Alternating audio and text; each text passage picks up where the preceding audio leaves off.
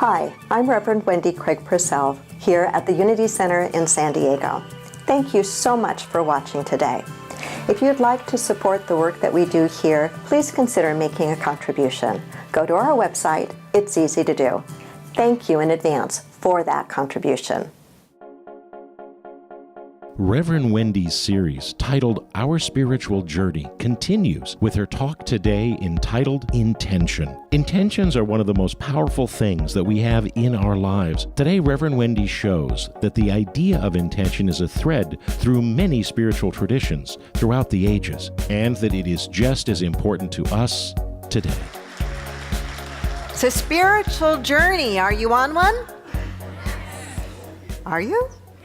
Oh, okay. Just wasn't sure about that response. You're here.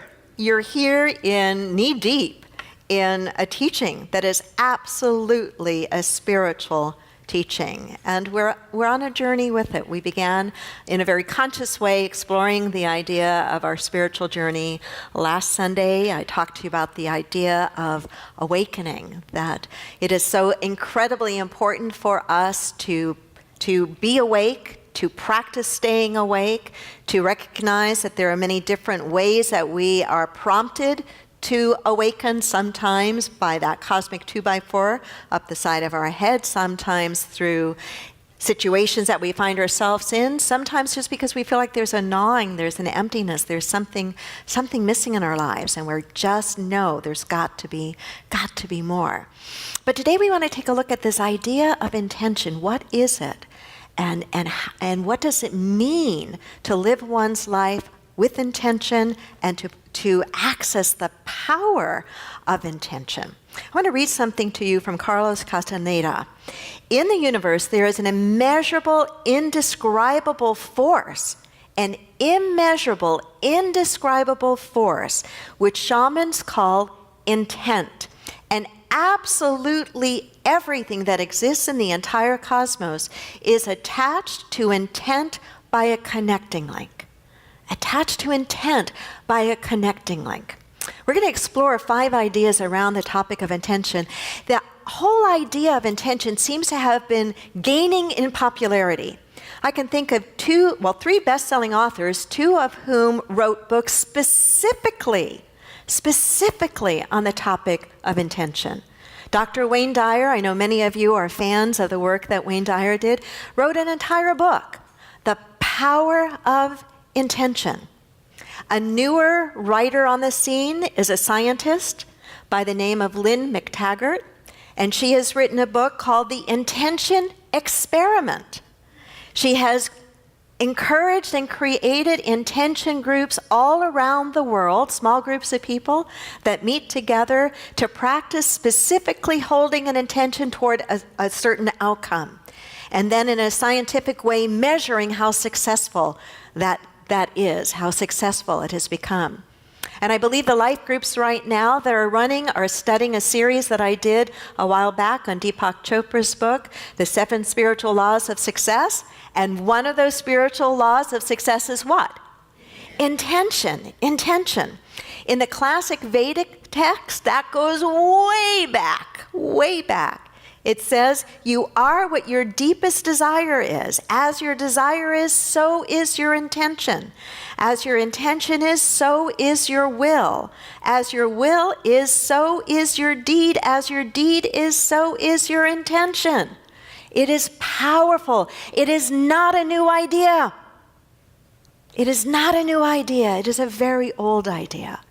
A very old idea.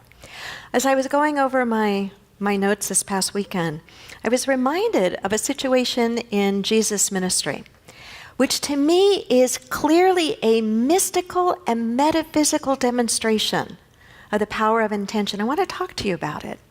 It was the story or the situation of the woman who had been ill, suffering from a hemorrhage for 12 years.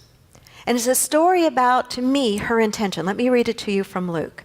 As Jesus was on his way to heal a young girl who was about 12 years old and was dying, the crowds almost crushed in upon him. And a woman was there who had been subject to bleeding for 12 years, but no one could heal her. She came up behind him and touched the edge of his cloak, or some translations say, touched the hem of his garment. And immediately her bleeding stopped. Who touched me? Jesus asked. Some translations actually say, who touched me with intention? When they all denied it, Peter said, Master, the people are crowding and pressing against you. Now, put yourself in the place of the disciples. Here's Jesus walking. He's known now at this point in his ministry as this radical teacher and as this healer. And the crowds are pressing around him, trying to get his attention. And he says, wait a minute, somebody touched me. I felt the power go out of me. Somebody touched me with intention. Who was it? And the disciples are like, how the heck are we supposed to know? There are people all around you. How are we supposed to know? He says, but I know, because somebody touched me with intention. I know that power has gone out from me. Then the woman, seeing that she could not go unnoticed, came trembling and fell at his feet. In the presence of all the people, she told why she had touched him and how she had been healed instantly. Then he said to her, Daughter, your faith has healed you. Go in peace. If we unpack this story mystically and metaphysically, it is a demonstration of the power of intention. The woman who touched the hem of his garment touched it with intention. She felt that if I can just make that connection, I will be healed. She modeled absolute focused intention. If I can just touch the hem of his garment, I will be healed. But it wasn't enough. This is important. It wasn't enough for her just to have the intention that if I touch the hem of his garment, I will be healed. She had to actually do it. She had to take action. It's a little bit like it's not enough to create powerful affirmations and say them with energy and enthusiasm. It's not enough to do that and to have beautiful treasure maps and vision boards of the life that you want to be experiencing and living. It's not enough to just say the words and see the pictures. You and I, as I have said for decades now, have got to get up off our affirmations. It is what the woman did. She took action. She had the intention. She had the desire. She wanted what? She wanted to be healed. She had the belief. She had the intention. If I just can touch the hem of his garment, I will be healed. But I have to act upon that belief. I have to act upon that vision. I have to act upon that intention. What does Jesus represent mystically and metaphysically? To me, he represents a field of all potential and possibility. So when we live our lives driven by intention, we are literally touching into the field of pure potentiality, pure potential, and the universe cannot help but respond to that kind of intention with this outpouring of energy.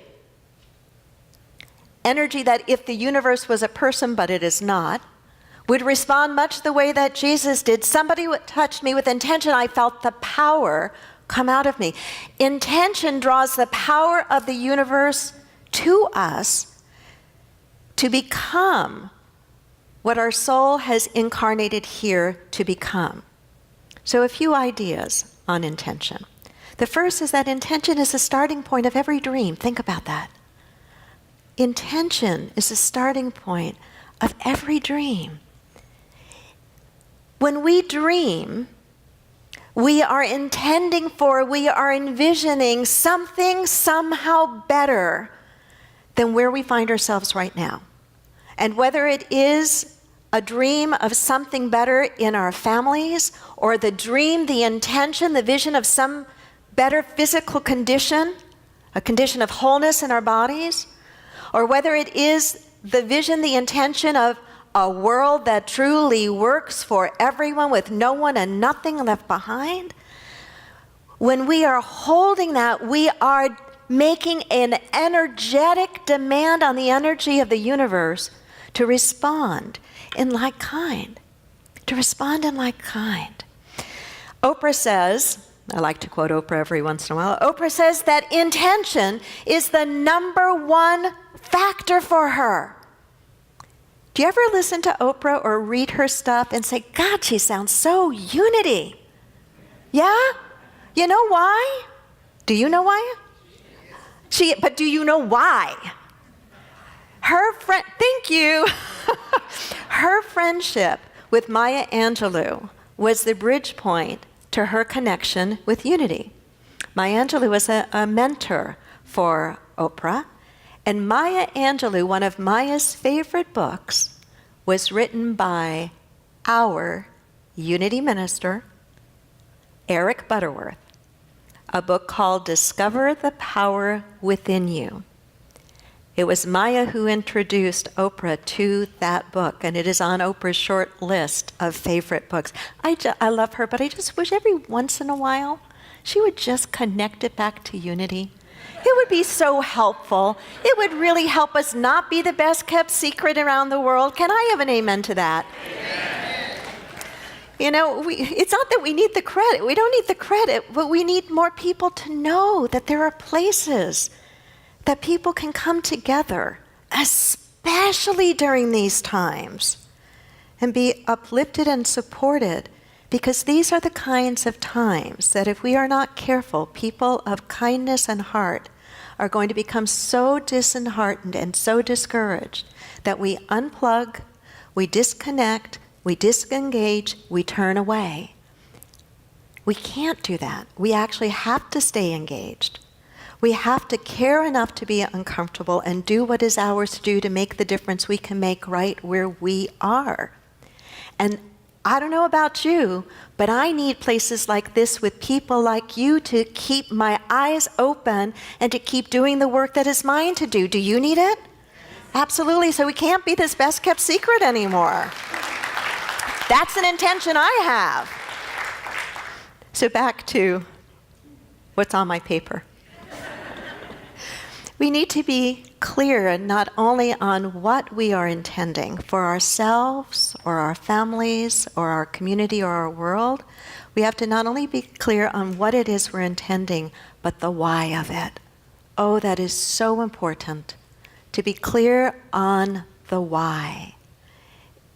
The why is important because if we don't peel back and really go deeper and understand, why do I want this for myself?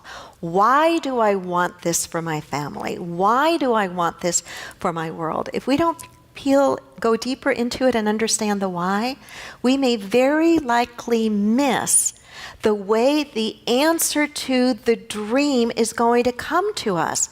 Because if we don't understand the why, we are likely to think it can only come looking one way. And what I want to say is, when we live in a universe of infinite possibility, what you want, what you desire, what you intend can truly come in many different ways, and sometimes it comes first as a disguise. So as long as we peel back and we ask ourselves, why is this so important to me? That will help us keep our eyes wide open and our wisdom channel wide open so we can recognize it when it comes across our path. The Course in Miracles teaches something here that would be helpful. It teaches the value of deciding in advance what you want to happen is simply that you will perceive the situation as a means to make it happen. Suddenly you start looking at everything through that lens of the why. And that becomes a powerful magnet to draw to you the very things that will give physical form to that dream. A few more words about intention. It is important that we intend with a welcoming energy, with a welcoming attitude, and not with a driven and desperate attitude. There's a big difference between living life, setting intentions with the spirit and the quality of willingness, than the spirit and the quality of willfulness. Willfulness is, I will make it happen. Have any of you lived a life like that? I know I have. I'm going to make this happen. I'm going to set my goals. I'm going to set my dreams. I am going to make this happen. Now raise your hand if you can relate to that. How does that feel? It feels forceful. Sometimes it works and sometimes it's necessary. I don't want to be black and white with it. Hi back there, Marvin. But isn't it exhausting? It's very much like going the path all by yourself. I will make this happen. Willingness is a very different energy. We still have the intention. We still know what it is we are wanting to call forth and work with the universe on manifesting. But we move from the place of acting just as an individual from pure will trying to make something happen to a conduit or to a vehicle or to an instrument through which something much greater than just ourselves can flow and bring about what it is we'd like to see happen in our lives. It's a different way of creating. It's a very different way of creating. It's a way, actually, I think, of being used by Spirit, being used by God. So we approach our intentions with this welcoming energy, this welcoming attitude, this calling it forth with ease and grace. I'm reminded of the creation story in Genesis. There's 2 creation stories in Genesis. Most people don't realize that. But I'm reminded of the creation story in Genesis, of the creation of the entire universe, we're told, with 6 days and the 7th day of rest. But we're told that each day was brought forth because God said, let there be. We teach in Unity in New Thought the power of our word, the power of our spoken word. Right there, in a mystical, metaphysical understanding of the story of creation, we are told the power and the importance of that. God spoke the universe into creation. We're not talking about physicality here. We're talking about the power and the potential of the spoken word. We call our life forth through the power of our spoken word set with intention. But how often do we speak idly? How often do we speak not being mindful of what it is we are putting out into the universe? God said, and it was so. God said, let there be. That word let is really powerful. That word let harkens back to willingness and not willfulness. Willingness through the power of the word. 2 of the most powerful words we can ever speak are the words, I am. And what we follow those 2 powerful words with is incredibly important. Through those words and whatever you follow them with, you are putting a demand out to the universe saying, fulfill this for me. Fulfill this for me. Have any of you found yourself, as I have a little bit more frequently of late, verbally or silently saying, I am sick and tired of the news? Yeah. Not a good thing to say. In an infinite responsive universe, that is not a good thing to say. The universe is going to say, okay, Wendy, is that really what you want? No, that's not what I want. That's not what I want. In fact, it is said that we blaspheme when we take the name of God in vain. Mystically, what that means is whatever we assign or follow our I am with, if it is not of our God nature, it is as if we are taking the name of God in vain. So what does it mean? It means we pay attention.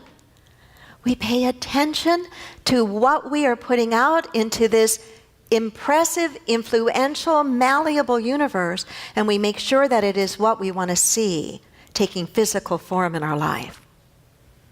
So we speak our word, we call it forth. And then this next and this last piece that I want to end with seems to almost contradict what I just said, because we have to hold it lightly. We have to hold it lightly. We rest steadily and we rest gently in the energy of intention. We put it out. We are clear. We speak our word. We reach for the hem of the garment with intention, followed by action, and then we let go. And then we fall back, so to speak, in the energy of allowing, and in the energy of letting, and in the energy of trusting. Not trusting that somebody else is going to do the work that is ours to do, but trusting that the presence and the power of Spirit will move through us to do all those things that are not ours to do, and to do all those things that perhaps we are not equipped to do. Does this make sense, what I'm saying to you? So on your spiritual journey, as you continue to challenge and invite yourself, no matter what, to stay engaged in all aspects of your life and to stay awake, play with this idea of intention. I want you to close your eyes for just a moment right now as we wrap up. I want you to imagine that you, like the woman who had been bleeding for 12 years, in other words, you, like that woman, are longing for something in your life. She was longing for physical healing. That was what she intended.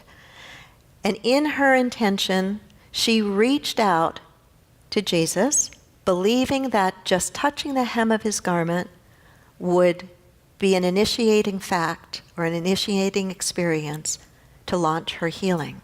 And then she let go. And then she let go.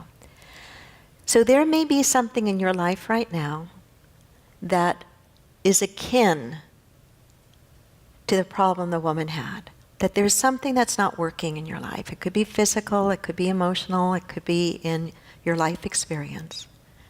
And if you, like the woman, were to reach out with intention to the field of pure possibility, to God, to whatever you want to call that, what would you be reaching out for? Is it healing? Is it some change in a situation in your life experience? Is it a certain kind of growth? Is it a letting go of something? Is it a calling forth of something? What would that be? And for a moment, imagine that you quite literally are reaching out into the field of pure infinite potential with intention. And imagine that as you let go, there is this wave of energy that has just come into your very being, that you have just pulled on the limitless, infinite resources of the universe, and it's coming into your awareness and life experience to energize you, to empower you, to make possible for you what you intend. And then let it go and just silently say or quietly say, "Thank you, Spirit. Thank you, Spirit." And so it is. Amen. All right. I encourage you to hold that energy of intention, to make real that demonstration of reaching out and making a demand, not being demanding, but making a demand on the infinite resources of the universe to come and support you in all you are meant to do and be in your life. Namaste.